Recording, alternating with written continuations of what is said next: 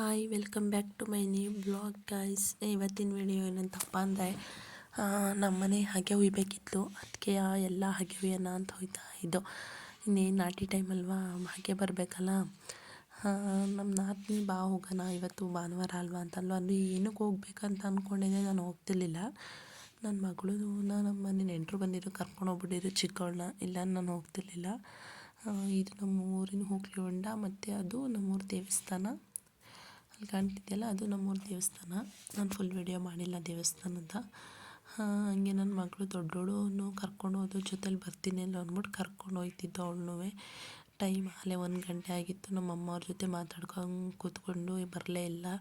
ಇವಳು ಬನ್ನಿ ಅಂತ ಹೋಗೋಣ, ಇವತ್ತು ಆಗಲಿಲ್ಲ ಅಂದರೆ ಏನು ಮಾಡೋಕ್ಕೆ ಆಗೋದಿಲ್ಲ. ಮಳೆ ಟೈಮು, ಇದು ಫುಲ್ ಮಳೆ. ಈ ಟೈಮಲ್ಲಿ ಫುಲ್ ಮಳೆ ಅಲ್ವಾ, ಹಂಗಾಗಿ ಕರ್ಕೊಂಡೋದು. ಅಷ್ಟರಲ್ಲಿ ನಾವು ಬೈಕಲ್ಲಿ ಬರೋಣ ಅಂತಿದ್ದು, ಭತ್ತ ತರಬೇಕಿತ್ತಲ್ಲ, ಹಂಗೆ ನಡ್ಕೊಂಬತ್ತಿದ್ದು. ನಮ್ಮ ಮನೆಯವರು ಅಷ್ಟರಲ್ಲಿ ಭತ್ತ ತಂದರು, ಬೈಕಲ್ಲೇ ತಂದರು. ಅಲ್ಲಿ ನಿಲ್ಲಿಸ್ಬಿಟ್ಟು ಅಲ್ಲಿಂದ ಹೊತ್ಕೊಂಡು ಹೋಗ್ಬೇಕು ಭತ್ತನ, ಗದ್ದೆವರೆಗೂ ಆಗೋದಿಲ್ಲ. ಆಮೇಲಿಂದ ನನ್ನ ಮಗಳನ್ನ ಇಲ್ಲಿ ಆಟ ಆಡ್ಕೊಂಡು ಬರ್ತಿದ್ಲು. ನಮ್ಮ ನಾಯಿನೋಳ ಜೊತೆ ಬರ್ತಾಯಿತ್ತು, ಅವನ ಹೆಸ್ರು ಕರಿಯ ಅಂತ.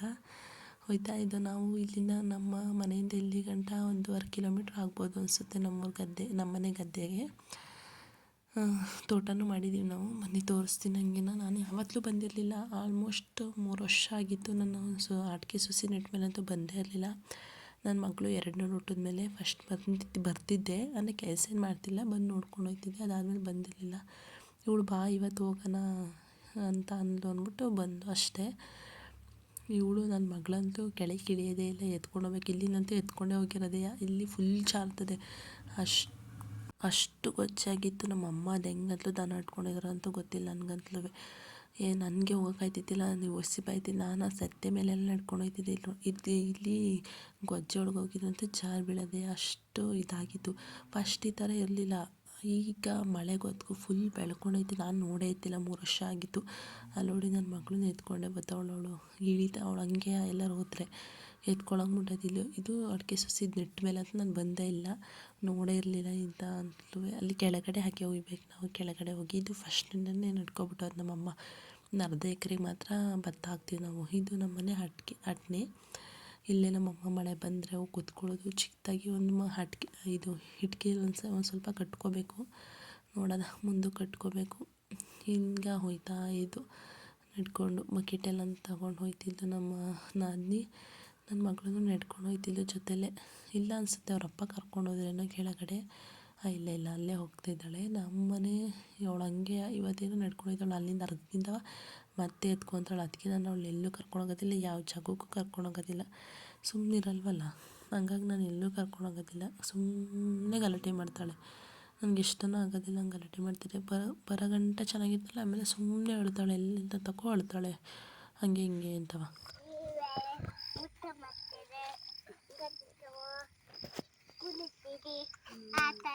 ನೀವೇನು ಮಾಡ್ತೀರಿ? ನಾವು ಕುಣಿಯೋದೇನು ಬೇಡ, ಬನ್ನಿ ನೀವು ಈ ಕಡೆ.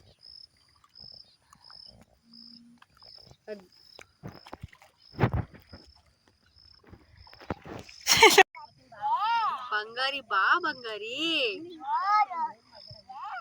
ಬಂಗಾರಿ ಬಾ, ಬಂಗಾರಿ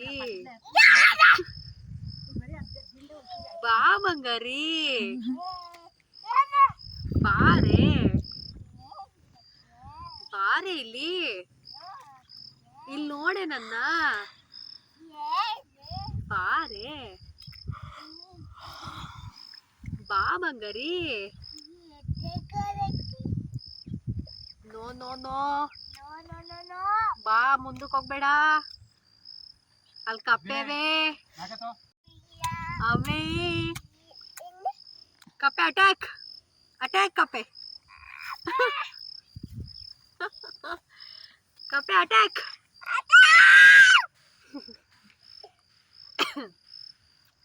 ಬಾ ಬಂಗಾರಿ ಪ್ಲೀಸ್ ಬಾರೆ. ನೋ ನೋ ನೋ ನೋ ಅಲ್ಲಿ ಬೇಡ, ಅಲ್ಲಿಂದ ಅಲ್ಲಿ ಹಾವವೆ. ಇಲ್ಲಿ ಕಪ್ಪೆ ಕರಿಯ ನೋಡೋದಲ್ಲಿ ಎಲ್ಲ ನೋಡಿಸ್ತಾವನೆ. ಹದ್ ಬಂದೈತೆ ಅಂದ್ರೆ ಹಾವೈತೆ ಅಂತ ಅರ್ಥ. ನೀವು ಮತ್ತೆ ಹೇಳು ಮತ್ತೆ ಒಂದ ಜಾನಿ ಜಾನಿ ಬೇಡ, ಇನ್ನೊಂದು ಹೇಳ್ಕೊಟ್ರಲ್ಲ ಶಿಷ್ಯವ್ರಿಗೆ ಬನ್ನಿ ಊಟ ಮಾಡ್ಕೊಂಡು ಹೋಗಿ ಅಂತ. ಅದೇ ಕರಗೆ ಹಾಡು ಹೇಳು ಮಗಳೇ. ಹೇಳು ಒಂದು ಈಗ ಹೇಳು ಅದನ್ನ.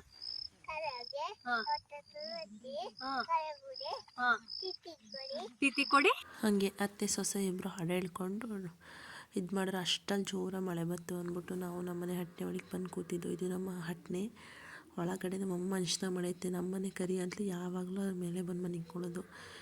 ಇನ್ನೆಲ್ಲೂ ಇರೋದಿಲ್ಲ, ಬಂದ ತಕ್ಷಣ ಇಲ್ಲೂ ಸೆಟ್ಲ್ ಆಯ್ತಾನೆ. ಮನೆಗೆ ಬರ್ಬೇಕಾದ್ರೆ ನಮ್ಮಮ್ಮನ ಜೊತೆ ಬಂದುಬಿಡ್ತಾನೆ.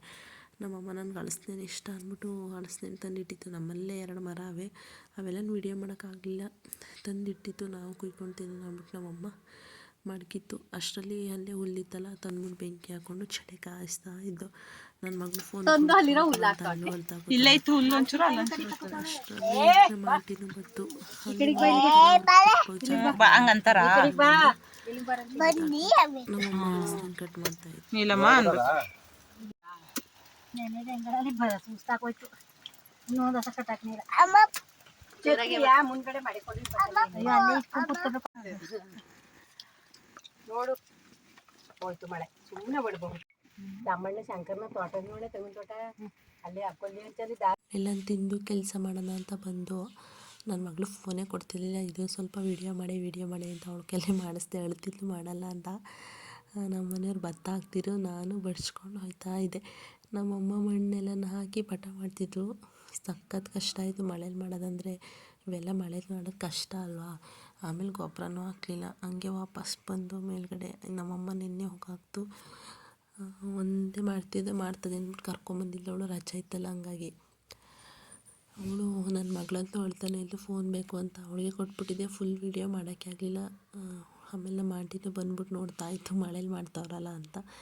ಮಳೆ ಇವತ್ತು ಮಾಡಲಿಲ್ಲ ಅಂದಿದ್ರೆ ಇನ್ನೊಂದು ವಾರ ಮಾಡೋಕ್ಕಾಯ್ತಿರಲಿಲ್ಲ. ನಾವು ಆಮೇಲೆ ಹೊರಟು ನನ್ನ ಮಗಳು ಫುಲ್ ವೀಡಿಯೋ ಮಾಡೋಕ್ಕೆ ಬಿಡಲೇ ಇಲ್ಲ.